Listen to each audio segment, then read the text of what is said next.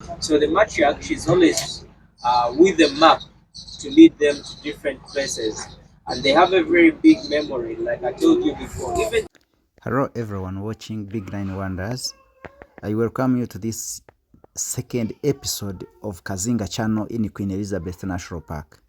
There are so many animals which come around this channel, this Kazinga Channel, and you will enjoy this by seeing this, especially the big mammals like elephants and others. Today we are bringing you mainly the elephants, which I hope you will enjoy. Keep watching up to the end, and it is so amazing. this family is led by one dominant female.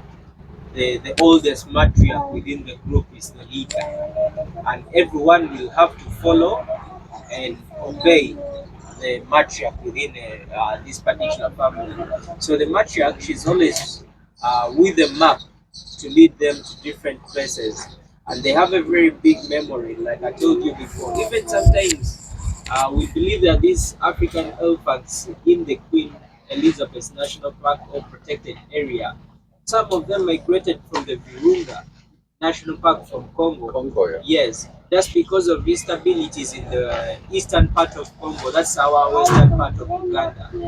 The eastern part of Congo is more dominated by a lot of instabilities, wars, a lot of poaching. So these African elephants tend to migrate from the Virunga coming into Queen Elizabeth National Park because there is a migratory route that connects these two national parks, and they seek for greener grasses into this particular area. So they have to lead them, and they always remember those routes that they take. And at one time, T, you never know. Maybe they will happen to go back into the Virunga, and she's the matriarch that is responsible for leading the group. So you must be a very old female.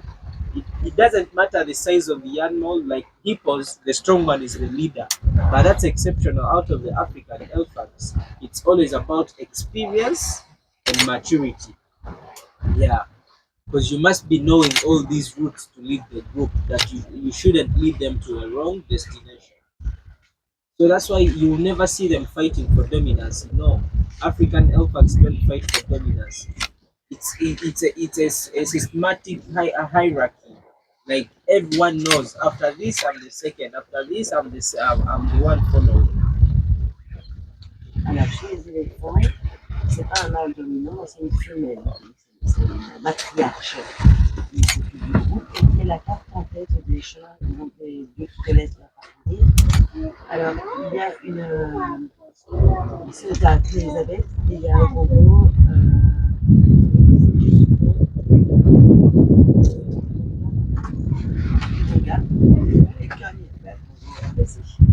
Et comme il y a. C'est pas la ici, hein. Comme il y a beaucoup de guerres, ils commencent à venir maintenant de Uganda vers le parc Elisabeth. Et comme ils ont une très bonne mémoire, ils pourraient très bien retourner un jour à Uganda. C'est ça. And then there are two buffaloes over there. Into the lower parts, you can tell the sex by the shape of the what? The shape of the horns. So both of them are males. Males form a W shape of the horns, and females form a U shape of the horns. And females, the horns stick out from the skull straight up and then start going up. But for the males, it starts up from the forehead and then bends down and then comes up again. So both of them are males. So that means back in the times, in their original herds, these were once dominant males. They were once leaders. And remember, the role for the dominant male for the African Cape buffalo or for the African savanna buffalo, it's mating and protection. And when you grow up very old in age, you become weaker. Like you can no longer fight to protect your own herd, and you can no longer match your expected potential. So the young, strong males will fight you and kick you out of the group. So these are the outcasts. We call them the loser buffaloes.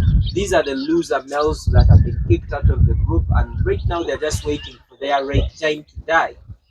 That's why most of the time they come up from the national park and come down onto the shores just to protect themselves. Probably they'll find their death from here, maybe a natural death.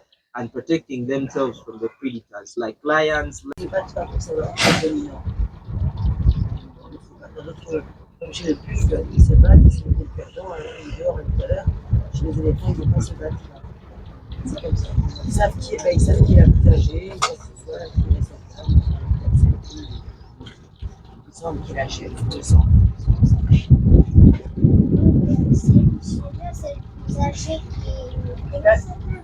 La plus sage, on va dire. Tandis que chez les buffles, alors tu fais tout dominant, puis à temps en temps, les gens vont se battre. Et toi, le jour où tu perds, on dit ah, on va pas vous travailler. Et là, c'est les léopards et les loups qui attaquent. C'est tout seul. So right now you're seeing the hippos, buffaloes, elephants at the same area, same spot. And there is no problem because all of them are herbivores. They feed on grass. And remember, amongst the feeding hierarchy, like the feeding behavior for these three animals, it's different.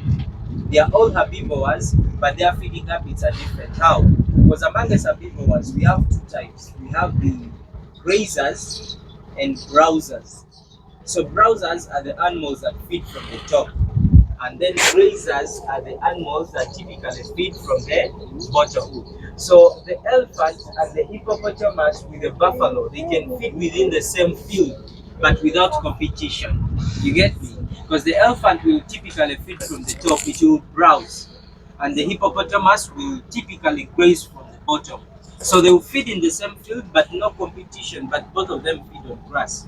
But just because it's like feeding cattle with sheep in the same field, no competition that takes place. Because cattle will just take off the sheep will just pick up the tip of the grass, and then the cows will come and roll up everything. So that's the same thing with the elephants, the buffaloes, and hippos.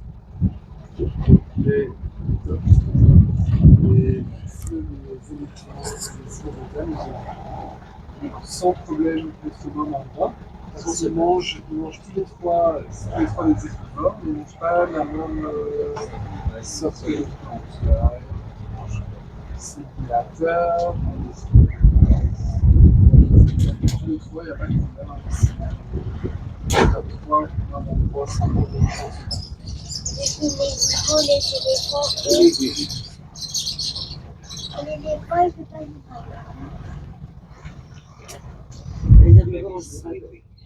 Resting down.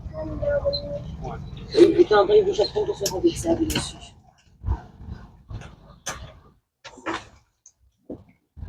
So these ones are dwelling in the water. They like it. Just getting in the water, cooling their body temperatures. They can do that even for hours if they are not disrupted. And they'll keep on rolling as they are drinking, rolling after they go back into the national park.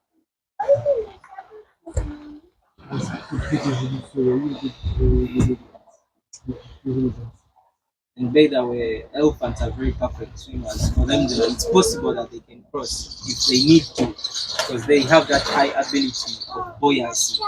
So the buoyancy keeps them above the water surface, and then they use their short legs to pedal down in the water, and then the big ears enables them to keep on swimming.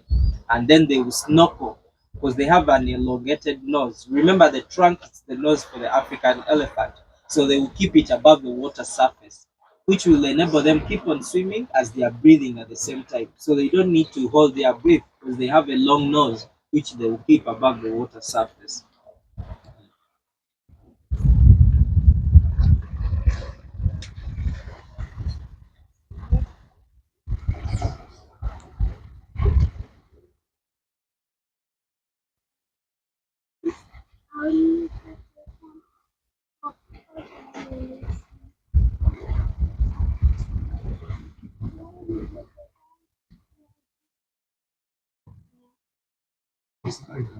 So there's the calf. Over there. So the